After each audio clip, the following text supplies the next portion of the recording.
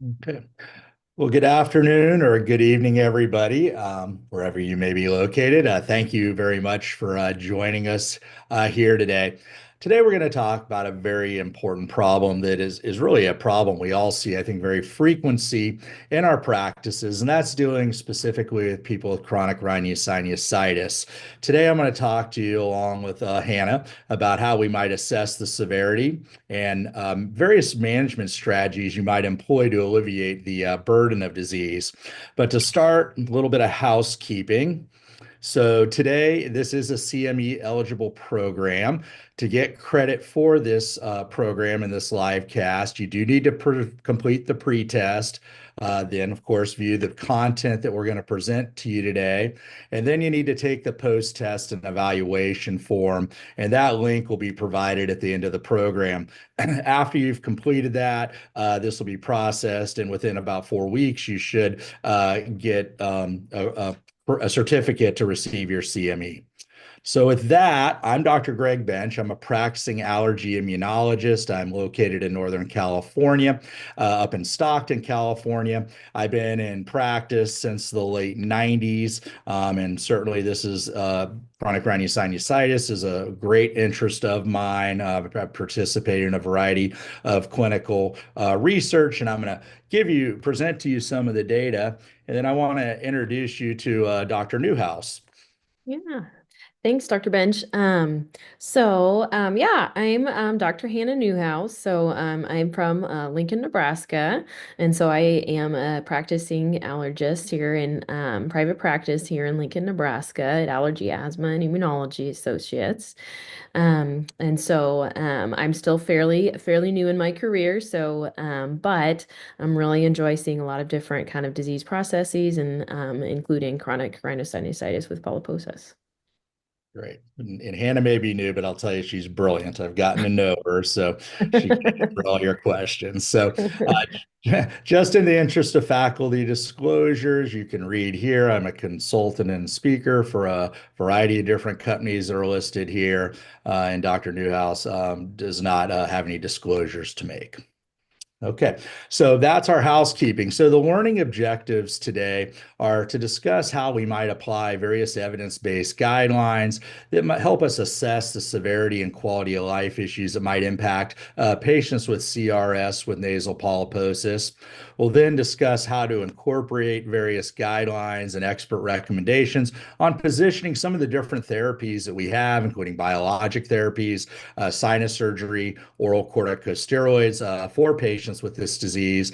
And we'll also summarize some of the clinical trial data on the efficacy and safety, particularly of some of the biological and surgical options for patients with this disease. So hopefully we'll complete these objectives for you today. So let's start off discussing the disease burden of patients with chronic rhinosinusitis with nasal polyps. So CRS in general is a very, very prevalent disease. It's estimated by the CDC that we have just under 29 million people in the United States today, or I should say adults in the United States disease that have this disease. This represents just over about 11.5% of the population. So you can see this is terribly prevalent, certainly something you're going to see on a day-to-day practice. I'm sure if you're an allergy or ENT, this probably makes up a large part of your practice.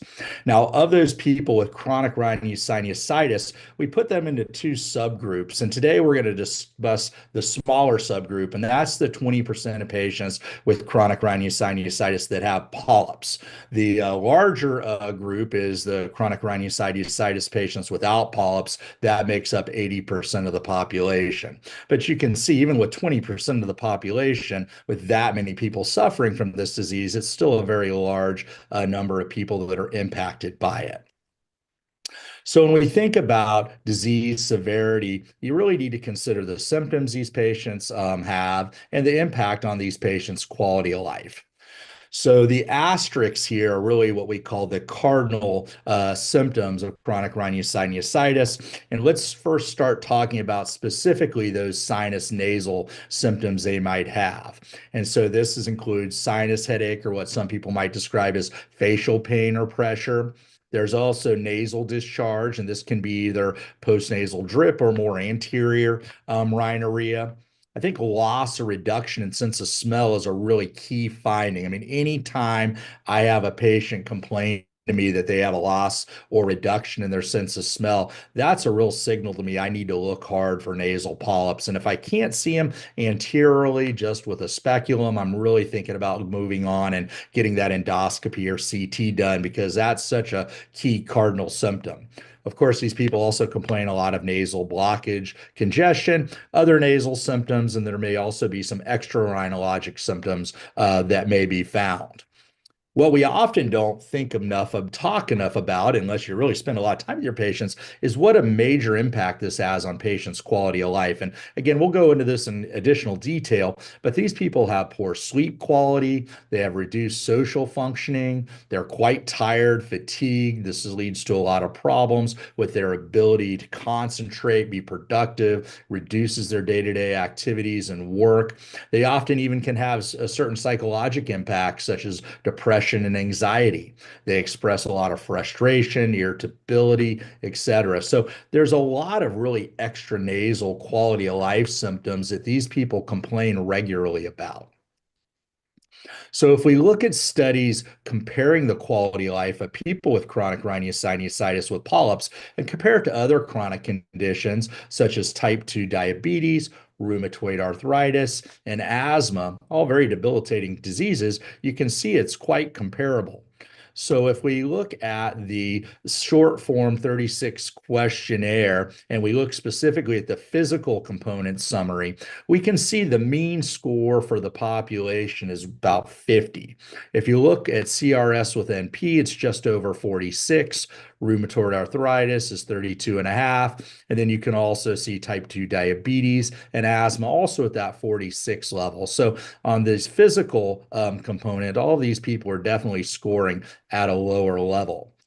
Now, if you look at the mental component of this summary, you can also see the CRS with NP patients at just under 49 are lower than the population norm. You can see that's actually lower than the rheumatoid arthritis group and quite comparable to type 2 diabetes and asthma. So it certainly has an impact on the mental component of this quality of life score. And then if we look at the European quality of life visual analog scoring system, there's a range here of the population norm, again, just to give you some idea of where people usually live. And again, people with CRS with NP are below that range at 66.0. And you can see they're below that range, even comparable to people with rheumatoid arthritis, type 2 diabetes, both in the 75-point range. And then you can see asthma, the more mild to moderate asthma, GINA 1 to 3 are at 82. And you can see the more severe asthmatics, GINA 4 and 5, are again just over 76 here. So again, you can see there's a real impact on quality of life, both in the physical and the mental domains. Now, patients also, when they have discussions with them, really report frustration with a lot of the unmet needs. So this is an interesting study where they did one-on-one interviews with 15 patients with CRS with NP to sort of identify these unmet needs. And when they looked at the burden of disease, these people described a major impact on their daily lives due to the wide variety of different symptoms they are experiencing. Some of the most frustrating aspects of the disease were, again, they just really had poor sleep quality. They couldn't sleep. They had poor mental function.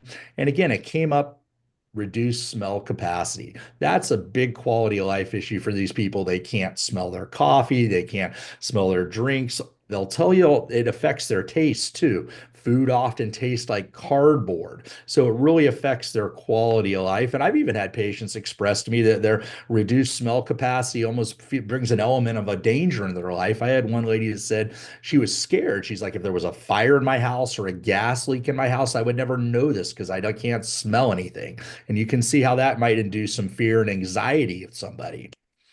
They also were frustrated about how they felt people often underestimated how severe their disease was and the burden of the disease, particularly, again, its impact on mental health, sleep quality, and social function. There was also frustrations with coordination of care. And I think that a lot of that, when you read this study, had to do with the handling of the surgical and post-surgical management, and what may also be a poor coordination of this care between surgery and post-surgical medical management. And then finally, there's been a lot of treatment limitations. Now, as we're going to talk about later in this trial, a lot of this is improved, but the traditional sort of two pillars of treatment were sinus surgery and oral steroids. And there was a lot of disappointing outcomes. We know even after sinus surgery, many people have disease recurrence.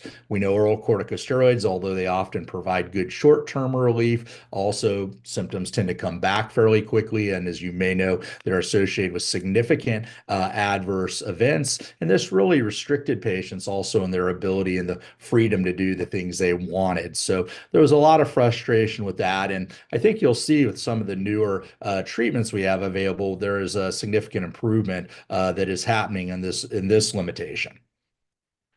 So how do we go about assessing disease severity and its impact on quality of life? Well, there's a variety of tools available for CRS with NP. There's clinician-reported measures, so nasal polyp scoring systems generally use a 1 to 4 scoring system for each nostril. There's endoscopic sinus scores, specifically the Lund-Kennedy score. And then there's also CT scoring system for sinus CT, the Lund-Mackay sinus CT score. Then there's a variety of PROs. There's some that specifically look at nasal symptoms, and this is a long list here, but the SNOT-22 is always my favorite. I think a very colorful quality of life score, the sinonasal outcome test, good quality of life score for nasal symptoms. There's nasal congestion scores. There's a variety of smell tests. Probably one of the more commonly used one is the UPSIT test, the University of Pennsylvania Smell Identification Test. And then I think some less commonly used ones are the chronic sinusitis survey, the rhinosinusitis disability index, and then the nasal polyposis quality of life survey. There's also, again, some PROs that look at overall well-being. And again, I showed you some of this data on an earlier slide, and that includes the SF36 and the European, the EQ5D study. So again, these are more holistic overall well-being quality of life scores. So again, there's a variety of tools that you may choose to use. A lot of these are used predominantly in clinical research settings, but I think more and more of these are used and sometimes even requested from payers when you're doing authorizations for various treatments. So chronic rhinosinusitis with nasal polyposis is really overwhelmingly in most individuals driven by type 2 inflammation. And type 2 inflammation is really a systemic disease. So you often see this disease coexisting with other airway or even non-airway related diseases. So some of the more common comorbid type 2 driven diseases that are present among patients with chronic rhinosinusitis with polyps include asthma in over half of the patients, anywhere from 52 to 65% of patients, allergic rhinitis seen in up to almost 3/4 of these patients, but even type 2 driven skin diseases like atopic dermatitis are seen in up to 9% of patients. If you look at the colorful graph on your left, you can see allergic rhinitis, atopic dermatitis, and asthma along the y-axis in patients who have chronic rhinosinusitis with nasal polyps, and then the physician-reported severity.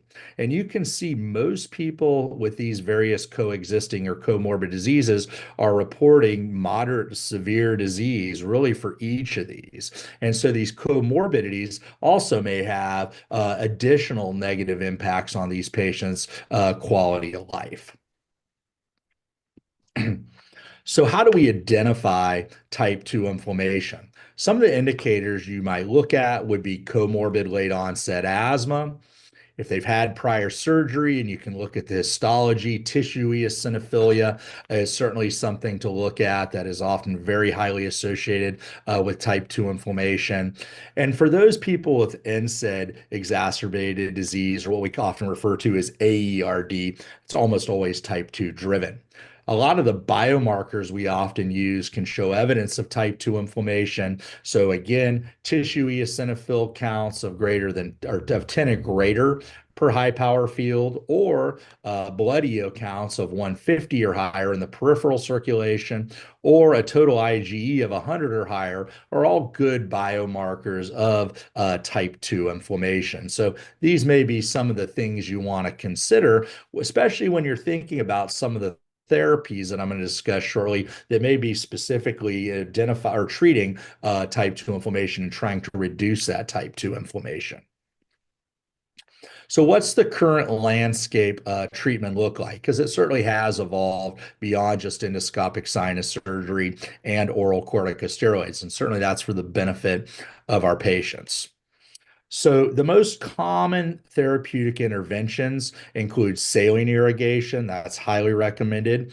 Intranasal corticosteroids, and we'll discuss there's a variety of ways to instill this. Some people may include that as part of their saline irrigations. There's a traditional nasal sprays, and then there's some newer nasal sprays like the exhalation delivery system.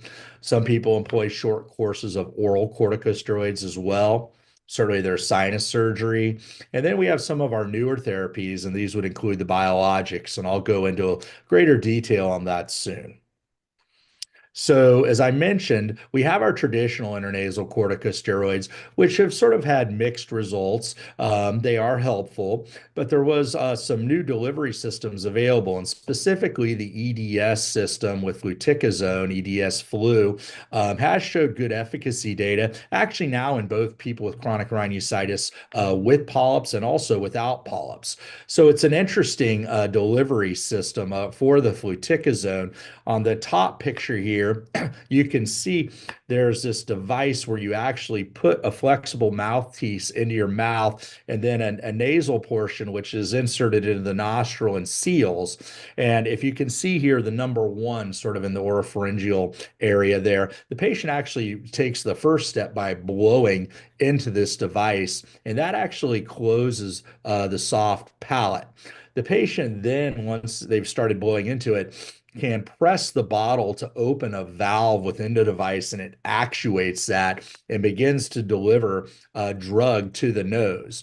Now, you do not obstruct the contralateral nostril. As you can see here on the bottom, this pressurized delivery, so to speak, of the fluticasone results in what they call bidirectional drug delivery. And you can see the drug is entrailed in this airstream. It's delivered in the sinus nasal cavity. Air escapes out the contralateral nose.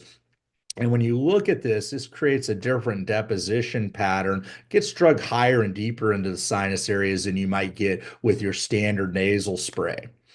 Just to show you some of the data on EDS fluticasone, this is actually from Reopen 1 and Reopen 2, and these were actually in a mixed study that included these studies included both patients with and without polyps. Their primary outcome was the composite symptom score that looked at sinus pain and pressure, nasal congestion, and rhinorrhea. And as early as week 4, they are already showing an improvement in the least square mean of 1.62 points. This was almost a 1 point greater difference than the placebo arm.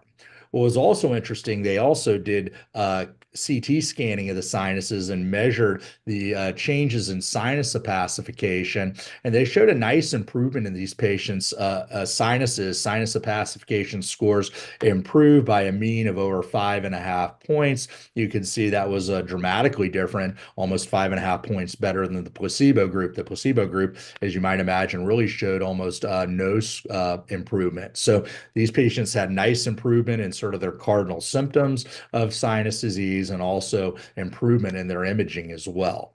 So really a very unique and promising new delivery system for our intranasal corticosteroids. If you look at the safety data from the EDS flu, studies. Epistaxis rates, as you might imagine, with the topical corticosteroids were higher than placebo. They looked at two different doses in this study, 186 micrograms or 372 micrograms, and you can see epistaxis rates of 5 and just under 11%. Now, if you look at most intranasal corticosteroids, that's pretty common to see epistaxis rates right around 10%. So that's in line with one of the more common side effects we do see with intranasal corticosteroids. These studies were conducted during the pandemic, so they did identify various rates of COVID through the group. You can see placebo at 4.3%. The lower dose CDS flu at 2.7 and the higher dose at 6.7%. So again, COVID was measured. Headaches were pretty equivalent between the groups. You can see 3.7% with placebo, 2.2 with the lower dose drug, and 5.5% with the higher dose. And then nasopharyngitis rates you can also observe here were pretty equivalent between the groups, pretty comparable even with placebo. So the safety data actually, I would say, look pretty promising as well. Now, what about recurrence? I mean, this is one of the big things we always like to talk to people about is that even though people often start off with their first intervention being an endoscopic sinus surgery, disease often recurs. Now, risk factors for disease recurring or even maybe recurring more quickly would include the following: asthma, very interesting, even having that lower airway disease sort of increases the risk for recurrence. People who are aspirin sensitized, the AERD group, very high rates of recurrence. Allergic fungal rhinosinusitis, those people who smoke, underlying allergy, that's why it's important to treat that too. Type 2 inflammation. So we think back to one of the prior slides, I say that's again another reason to try to identify type 2 inflammation because it does put those patients into a higher risk group. People who are having had a prior surgery. So this may have been their second or maybe greater revision surgery, and certainly that has portendence that it will probably recur again.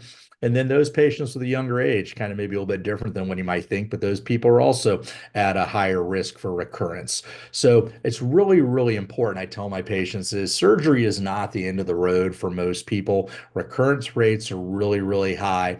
And that's why post-surgical medical management's really, really important to do, because you talk to most people and they probably don't want to have that second sinus surgery or more. So biologics are sort of the newest thing we have available for treating CRS with NP. There are three biologics that are now available: dupilumab, omalizumab, and mepolizumab, and they all have different targets. Dupilumab, and they're all targeting type 2 inflammation. Dupilumab broadly targets both interleukin-4 and interleukin-13. It's specifically indicated for both adult and pediatrics 12 and up with inadequately controlled CRS with NP, and the dosing is 300 milligrams every 2 weeks. Omalizumab binds IgE and mepolizumab binds IL-5. They have the same indications. They're both for add-on. And when we say add-on maintenance therapy, the add-on is typically to their intranasal corticosteroids. But these are both indicated for adults 18 and up who have had an inadequate response to their intranasal corticosteroids. Omalizumab has variable dosing based on the serum total Ig and the patient's weight. So you can see there's a range in milligrams and also dosing frequency between every 2 to 4 weeks. And then you have mepolizumab, which has a fixed dosing of 100 milligrams Q4 weeks. So again, all of these currently are approved for treating CRS with NP. Now, if we look at this and the comparative effects, we don't have any head-to-head studies of the biologics, but this looks at sort of a classification of the quality of intervention comparing these three biologics. And then it also has those people who have undergone aspirin desensitizations. And really what we're looking for on this graph here is green. Green really shows the most beneficial effects. And you can see dupilumab here, which is has a strong impact on type 2 inflammation on a variety of both patient important outcomes, including quality of life scores such as SNOT-22, symptom visual analog scores, smell tests, the requirement for rescue oral steroids, and the requirements for rescue polyp surgery, you can really see in these PROs, dupilumab does quite well, really green across the board here. You can see omalizumab has the green box for good beneficial impacts on SNOT-22 and the VAS scores. Other scores are not quite as high. Mepolizumab predominantly did well with the symptom VAS score, as did aspirin desensitizations. When you look at other SERT outcomes, you can also see dupilumab here in the green, both for a superior or most beneficial, I should say, reduction in polyp size and improvements also in their CT scores, the Lund-Mackay scores. I also point out anything in red points out the most harmful, and you see that only, AEs typically are pretty low for most of the biologics, but you do see those patients with ASA desensitizations in red, and that's predominantly because a lot of the effects of long-term high-dose non-steroidals, predominantly these can be GI side effects, but also bruising, bleeding, etc. So again, you do tend to see more SAEs in this group. Okay, so that's sort of comparable effect. And again, the more green, the better. And so dupilumab clearly looks like it has, probably the most beneficial effects out of these various treatment options. Now, what about a real-world treatment comparison between dupilumab and endoscopic sinus surgery? So these were a comparison of some retrospective cohorts after 12 weeks of treatment. And if you looked at matched cohorts, the SNOT-22 score improvement in the extranasal rhinologic symptom domains and the olfaction scores in particular did look better with dupilumab compared to endoscopic sinus surgery. Dupilumab patients really reported improved olfaction, reduction in cough, postnasal drip, and thick nasal drainage. So again, sort of these extranasal sinus symptom scores. Patients who had endoscopic sinus surgery generally were able to measure a greater reduction in the polyp burden. If you look at an observational cohort, both dupilumab and endoscopic sinus surgery were effective at improving outcomes in patients who had really severe disease. And dupilumab had a greater improvement in this observational cohort and their visual analog scores for rhinorrhea, smell, and then also a sniff test. This is a little bit different than the upset test, but similar sort of scratch and sniff thing. This is the sniff and sticks identification test. So this dupilumab resulted in really better control of local inflammation, and it also showed a reduced use for oral steroids with dupilumab, which is something due to the cumulative long-term side effects of oral steroids was really important as well. So an interesting comparison here between dupilumab as a biologic and surgery. So two very different interventions, but you can see the outcomes here are impressive. So if you look at the real-world efficacy, this is another study looking at real-world outcomes for biologic therapies. And you can see both dupilumab, omalizumab, and mepolizumab tend to show good improvements in a lot of these scores, but only dupilumab really tends to affect all of these domains. We also have some long-term enduring real-world efficacy study that shows sustained improvement even up to 3 years of therapy. So it's nice to see that these therapies aren't just effective for 6 months, 12 months, but even out to 3 years, dupilumab is continuing to show nice improvement in a variety of these important outcomes. Now, how about treatment selection? So I've presented a lot of different options here to you, but how might you consider treatment? So really our therapeutic goals for patients would be, of course, the absence of symptoms and signs of active disease. And we can think about that as the amount of treatment they may be on. So if they have no symptoms and they're on and signs of disease and they're on treatment, that would indicate good control if that period of time has been several months. We might consider them to be in remission if they have no symptoms or endoscopic sign of disease, if that period of time has been 12 or more months. And you might consider it to be a cure if they've been in a sustained remission. That would be over 5 years off treatment. So again, sort of a scale here, good control, which is fine, but again, shorter periods of time. Remission, that's really doing well for long periods of time. And cure, which is fixed. Some people do get there, although it's not terribly common. The American Academy of Asthma, Allergy, and Immunology has a yardstick for the medical management of chronic rhinosinusitis. So, for those patients who have had rhinosinusitis for 12 or more weeks, first line therapies for really any phenotype would include intranasal corticosteroids, although you may consider, again, changing that mode of delivery. This is predominantly referring to the standard intranasal sprays, maybe washes with intranasal with steroids infused, or maybe the EDS fluticasone therapies, along with nasal irrigation.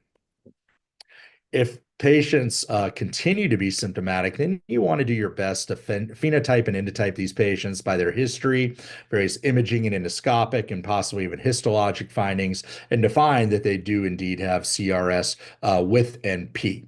Once they've made this diagnosis, other treatment considerations, according to the American College, would include endoscopic sinus surgery with polypectomy, biologics, or oral corticosteroids. And again, as you can see here, the little cross here, these should be limited in use. They absolutely should not be used as a chronic therapy due to the long-term side effects.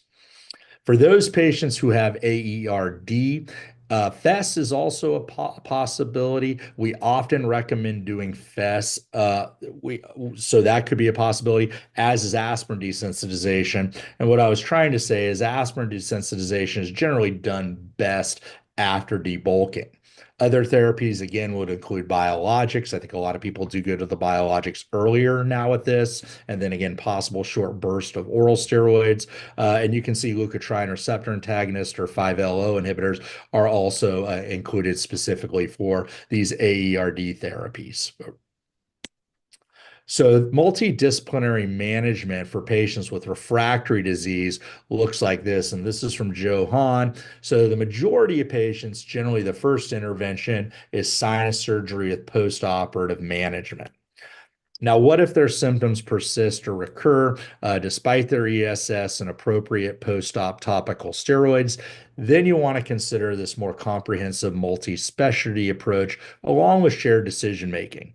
And again, you may want to consider biologics in these patients, especially if there's comorbidities like asthma, because all of those biologics that I showed you earlier are all also indicated for treating asthma. So you kind of can kill two birds with one stone.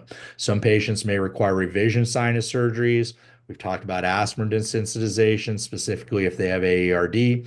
They do have steroid sinus implants, which sort of create a slow leak of a topical steroid as well. And again, the possibility of maybe a short burst of oral steroids, although certainly, again, this should not be long-term. We like to assess response after 6 weeks, and if there's persistent disease, you may want to consider a different approach. Now, I'd say a minority of patients may have a contraindication to their surgery. They may have really poorly controlled asthma, or they just don't want surgery. And frankly, I have patients who are like that. And I think biologics really in this place are come to the forefront as really our first line therapy for these patients. So this is really, I think, more of a good multidisciplinary algorithm to consider. So, what indication might be out there for biologic therapy? So, this is the European Forum for Research and Education in Allergy and Airway Disease. And if you see, if it's looking at the indications for going to a biologic for this disease. So, if people have bilateral polyps who've had a prior endoscopic sinus surgery, they're looking for 3 or more of these 5 criteria. The first would be evidence of type 2 inflammation. And again, that might be measured, again, we discussed this earlier, by either tissue, blood eosinophils, or an elevated IgE. Number 2 would be the need for systemic steroids or a contraindication to systemic steroids. And the cutoff points here were 2 or more courses per year, or a long-term treatment with 3 months or more of low-dose steroids. Significantly impaired quality of life, and that'd be a SNOT-22 score of 40 or greater, a loss of sense of smell. And again, they can either just tell you, I can't smell anything, or maybe you do perform some type of smell identification test and scoring. Anosmia would be different depending on the score would be different depending on which test you might be using. Or again, that diagnosis of comorbid asthma. So in people who are requiring regular inhaled corticosteroids, again, all of these biologics are also indicated for comorbid asthma as well, and might bring biologics to the forefront of their therapy. And as we discussed earlier, this is a very common comorbid problem existing in our patients with sinus with polyp disease. How do you go about selecting the right biologic therapy? Well, first of all, start with the basics. Confirm the diagnosis of uncontrolled severe CRS with nasal polyps. Consider what comorbidities they may have and the consequences of these comorbidities. Assess for type 2 inflammation. As we pointed out earlier, again, biologics do tend to do the best in these people with type 2 driven disease. And then it gets in really into the shared decision making. Talk about treatment options with the patients, give them your perspectives, share your data with them, the risks of each of these interventions. And then you can decide, is surgery the best way to go? Or maybe surgery followed by a post-medical management, or maybe start out right with a biologic. And if we decide to go with the biologic, again, I've showed you a lot of the aspects of these various biologics, and you can discuss that with your patients and how the dosing or the choice might be for them. How about access to biologics? Well, this was also addressed in the EPOS Euphoria 2023 update. And they looked for 4 key responses that you might look for in somebody with biologic therapy with CRS with NP. And these 5 responses or 5 criteria included evaluations of reduction of polyp size, reduced need for systemic oral steroids, improvements in quality of life, improvements in smell, and reduction in the impact of comorbidities. A good response would be 4 or 5 of these criteria.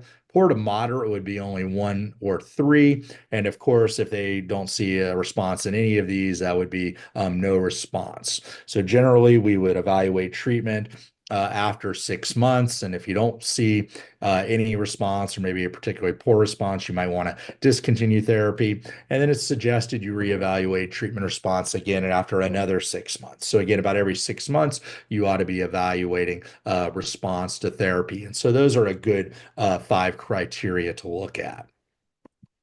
Okay, so that's the data, sort of what we can do to assess these patients, score them, try to phenotype and endotype them, and then discuss, what's the proper therapy for each of these patients on a very individualized basis. So now I want to turn this over to Dr. Newhouse, and I'm going to have her apply some of what I just taught you to a case presentation. So at this point, I'm going to hand it over. Yeah, awesome. Thank you. So, I'll have you just advance for me quick. Okay, so yeah, like Dr. Bench said, just trying to kind of put some of these principles into practice and going through cases. So this particular patient, so this is a 19-year-old gentleman. So he was actually referred for evaluation for kind of your typical kind of thinking about allergy symptoms. And so he presented with year-round, so perennial symptoms, lots of nasal congestion, postnasal drainage. He was really saying, it's kind of trouble to breathing through his nose, kind of was snoring a lot at night because of that. Also had a lot of decreased sense of smell. So, so these symptoms for him, so he said, they've been present for a very long time, and they've been impacting his quality of life, and they just seem to have been worsened and worsened over the last few years. And so he didn't note any specific kind of irritant triggers or specific seasonal worsening with that. So kind of on further review of kind of his surgical history, so he did have a tonsillectomy and adenoidectomy when he was about 14, but he really had never had any other surgeries, no sinus or other sinus surgeries at all. And he really denied any other kind of atopic conditions, such as kind of those lower airway asthma symptoms, atopic dermatitis. So he had already tried typical fluticasone delivery nasal spray, already tried some of the other second generation antihistamines, so like your cetirizines and your loratadine. Hadn't seen a lot of significant benefit with that, so came for us for evaluation. And I'll have you advance for me. So on initial exam, overall, so he alert oriented, no sinus tenderness identified kind of on palpation, light palpation, but he did kind of have your typical allergic shiners on exam, and otherwise, ears were clear. But on nasal exam, so he did have a significant deviated nasal septum on kind of anterior rhinoscopy. And he did have significant turbinate hypertrophy on both sides. And so that was kind of obstructing the view of those nasal passages as well. But the visible turbinates were very pale, very boggy, lots of clear nasal drainage on exam. On throat exam, he did have notable postnasal drainage, but no kind of signs of infection, and no purulence, no exudates. Otherwise, so his lung exam was clear, so no particular, no wheezing or rales. Heart exam was normal, and then no skin lesions or exam on exam were noted. So skin prick testing for him, so percutaneous skin testing, so he was positive for, so both seasonal and perennial allergens, so positive for tree, weed, and grass pollen, also positive for mold spores, cat, and dog dander. So he had definitely had some allergic rhinitis as well. And then you can go ahead and advance for me. Perfect. So we come to kind of our first question. So which of the following additional tests would have been helpful in the evaluation of James? So check all that apply.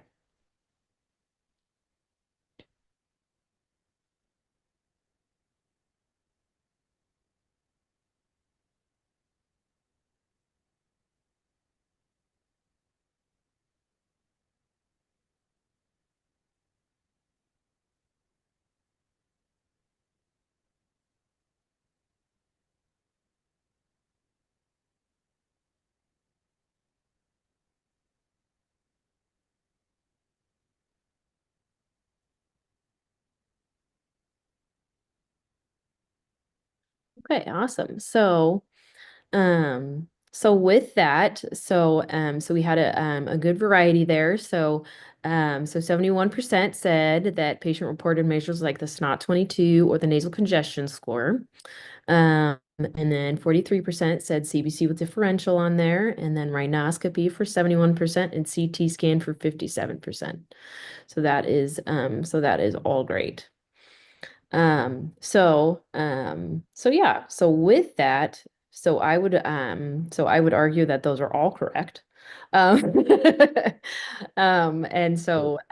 but because with that, so you're gonna have your SNOT 22 score is certainly gonna be helpful for quality of life measures, kind of looking at the things that they find to be most kind of bothersome, and how it's significantly impacting their quality of life.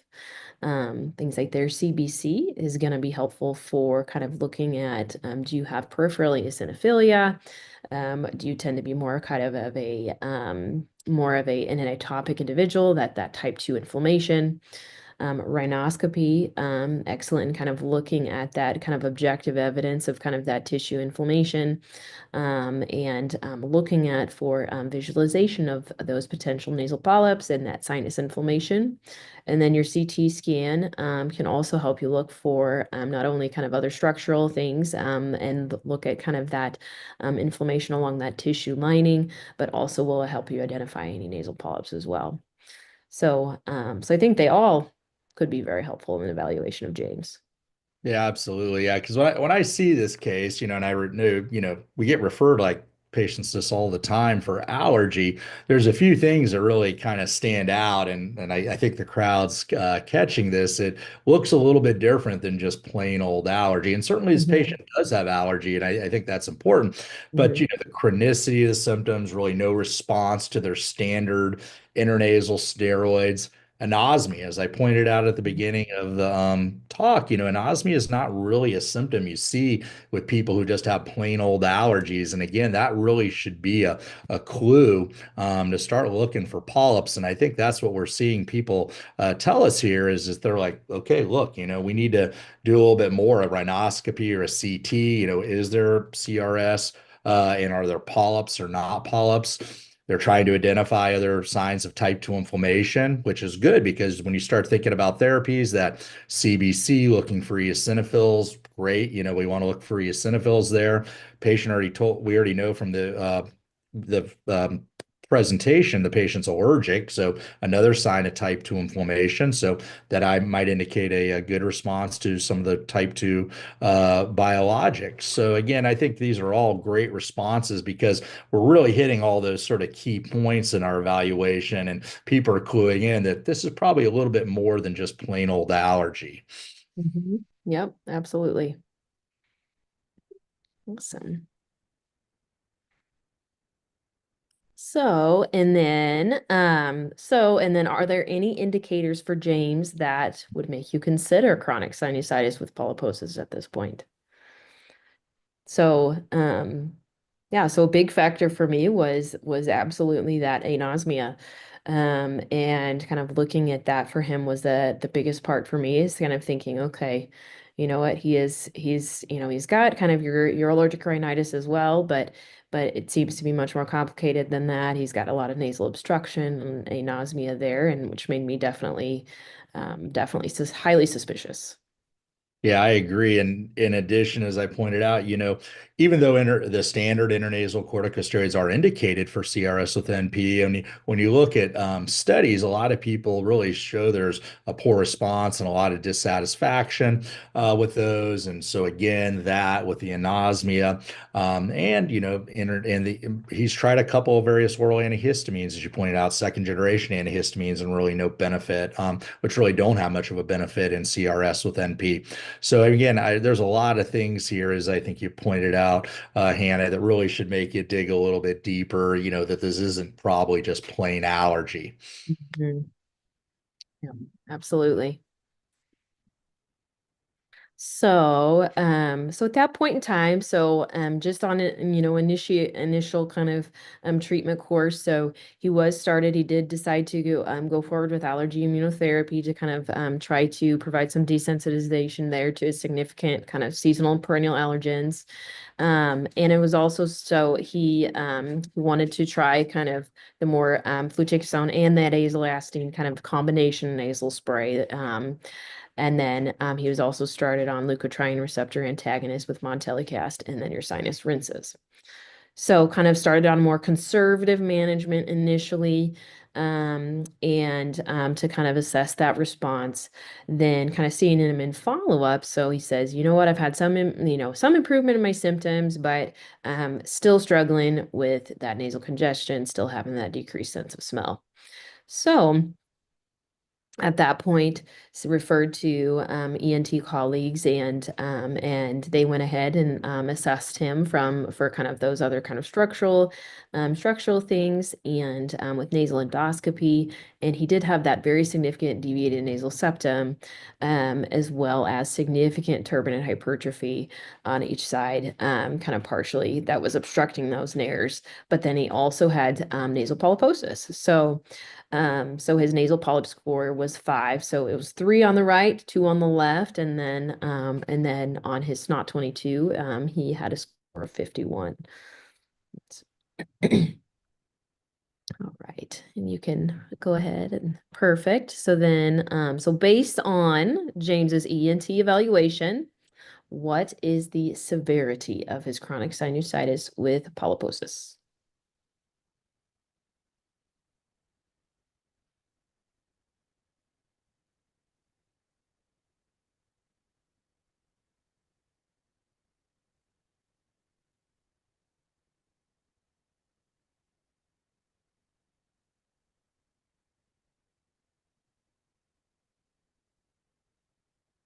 Okay. Okay. So, so with that, so it's kind of tricky. So, and so with that, so not only is that kind of partially, so for a number of different reasons, but so his SNOT 22 score was 51.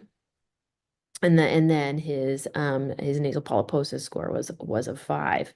And so in my book, I believe that's a severe, which is more than 5 for that nasal polyposis score, or that's not 22 score being elevated there too, I believe. Yeah, I agree. I would definitely qualify as severe disease. Somebody may say it's moderate to severe, so I'll fudge a little bit. I think everybody got it right. Yep.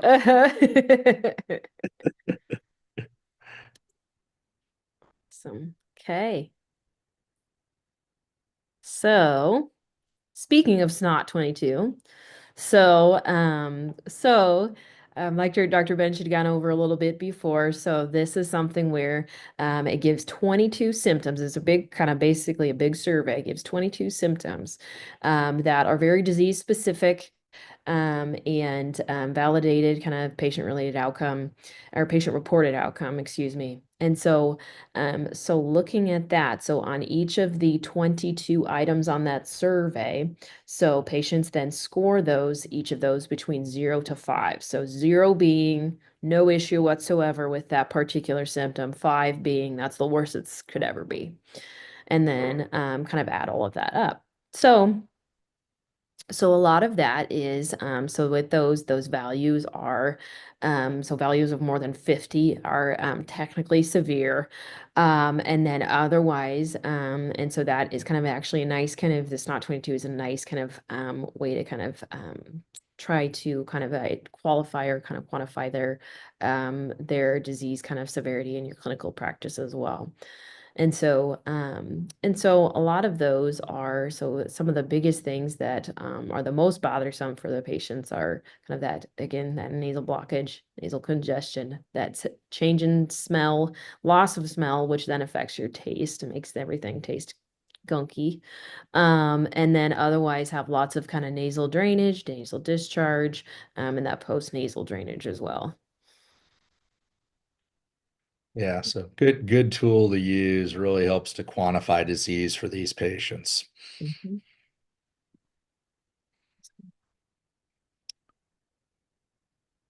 So yeah, so with that, so the nasal polyp score, so with that, so that is something where in each nostril, so they will actually go up and score each nostril on a score of 0 to 4. And so with that being said, so 0, really no polyps, nothing's really up there. Um, and then all the way to 4, which is a complete obstruction, kind of, but they've already come out into kind of that nasal cavity. And so they kind of score it anywhere between 0 to 4, and then actually add them up between each nostril. And so with that, a score of greater than or equal to 5 is technically considered severe. And so for James, kind of our patient, he had that score of 5, and with that 3, so 3 on that right side. So you can see that means kind of those larger polyps kind of coming over that border of that inferior turbinate, or polyps within that are just medial to the middle turbinate. And then he had a 2 as well on the left side. So with those polyps kind of reaching just beneath that lower border of the middle turbinate. So his was a 5. Yeah, and again, I think it is important to note, a lot of these patients who have grade 3 and 4 polyps, just anterior rhinoscopy, you'll just look up their nose and you'll see them. But again, that's why it's also important to have a high degree of suspicion, because some of these patients with certainly ones you won't see with anterior rhinoscopy, and twos, you really probably may not see a lot of those as well. And so you may miss more mild to moderate disease with anterior rhinoscopy, but certainly you'll usually pick up the more severe patients. One other note, this is certainly the most common nasal polyp scoring system that's used. All the biologics use this scoring system, but I will point out it's not the only scoring system. If you actually look at the EDS fluticasone studies, they used a little bit of a different scoring system that was 0 to 3. So you just of note, if you look at nasal polyp scores and any of the EDS fluticasone data, it is scored a little bit differently, but I think most people have gone to the 0 to 4 scoring method.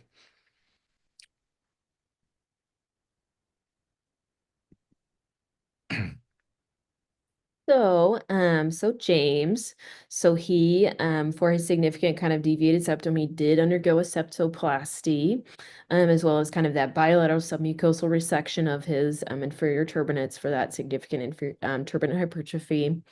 He underwent total right ethmoidectomy and then right maxillary antrostomy with bilateral polypectomy.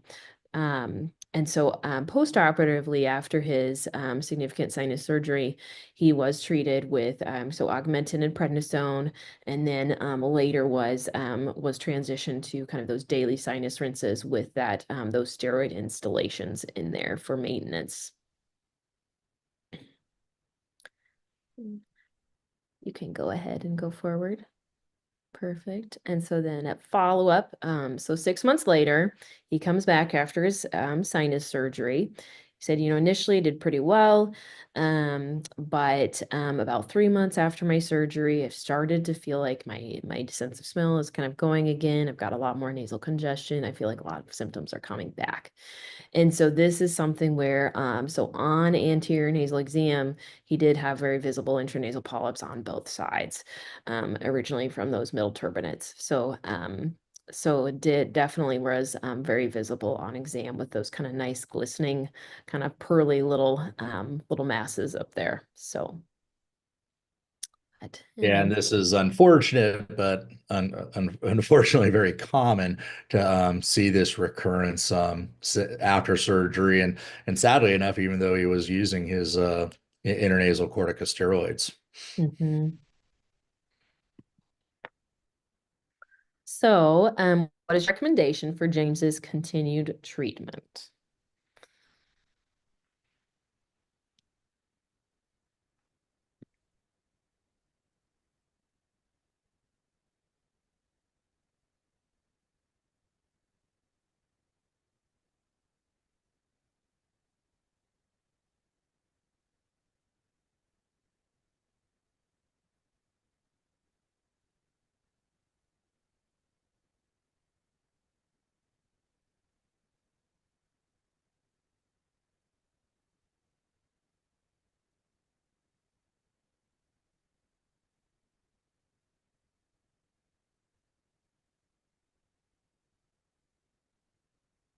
Yeah. Perfect.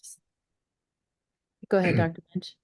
Well, I was going to say, I agree. I think if, the rapid recurrence of disease, I'm with the majority of the crowd here. I'd Mhm. really start considering biologic therapy.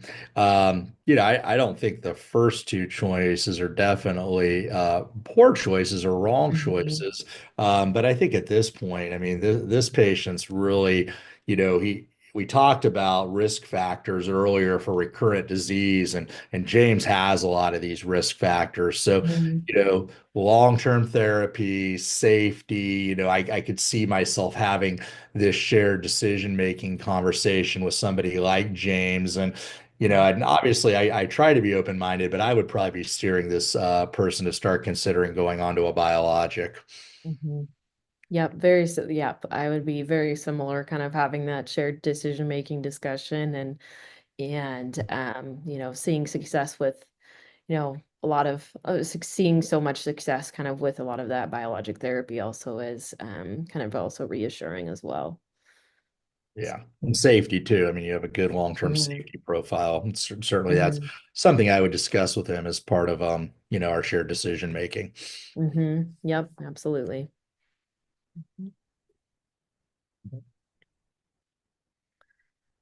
So when evaluating a patient with nasal polyp recurrence less than 6 months following surgery, what considerations are given to a repeat surgery versus other therapies? And then how do you engage in shared decision making with the patient?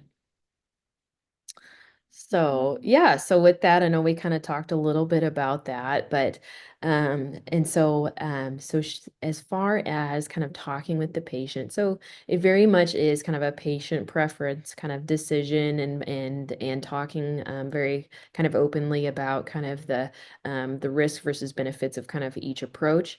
And so some patients, a lot of them are kind of they don't necessarily want to undergo another surgery.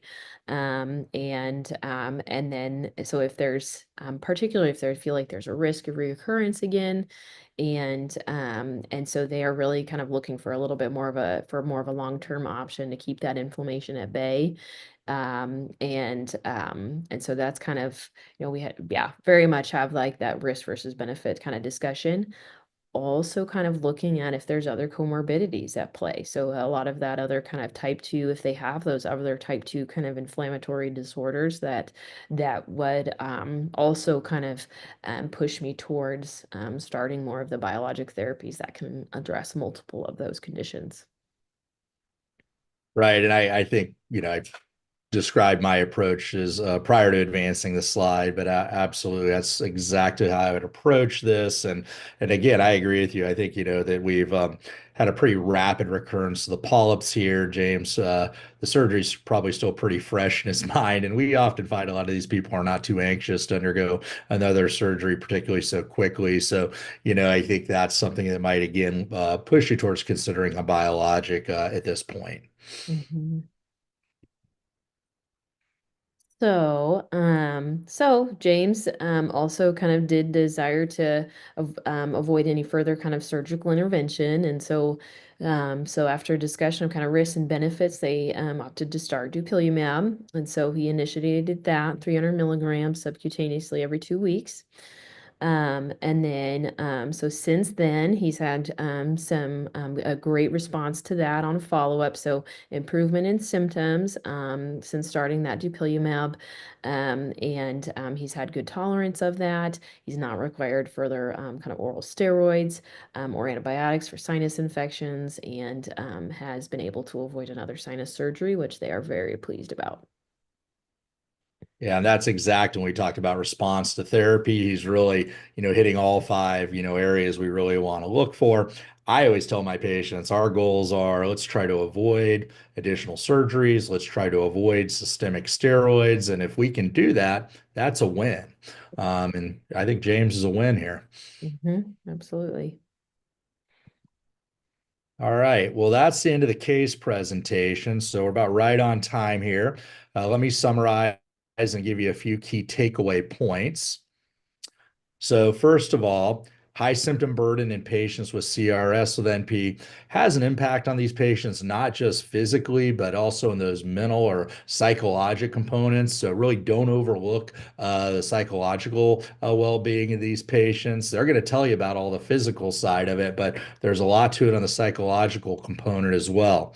Really effective disease management, of course, requires a really accurate evaluation to establish severity, identify those comorbidities, determine the level of disease, moderate to severe patients or particularly severe patients like James. And again, we often may start off with surgical intervention, and this may be effective for patients with uncontrolled disease. But I always tell patients surgical intervention is important, but it's usually not the end of the line because if we just do surgery and we don't do further intervention, polyp recurrence is very, very common. And again, I think this case really is a classic case for that. So some of the more effective therapies that we now have available are the biologics. These have proven to be very safe and effective for these moderate to severe CRS with NP patients. And they're good alternatives, again, to repeating surgeries, avoiding systemic steroids and the adverse side effects these patients might have who have poor disease control. So thank you all for joining us for tonight's program. Hopefully you found that to be informative and good luck. Hannah, any additional comments? Oh, thank everybody for coming, and thanks for presenting with me. Yeah, absolutely. Thank you, Hannah. Good night, everybody.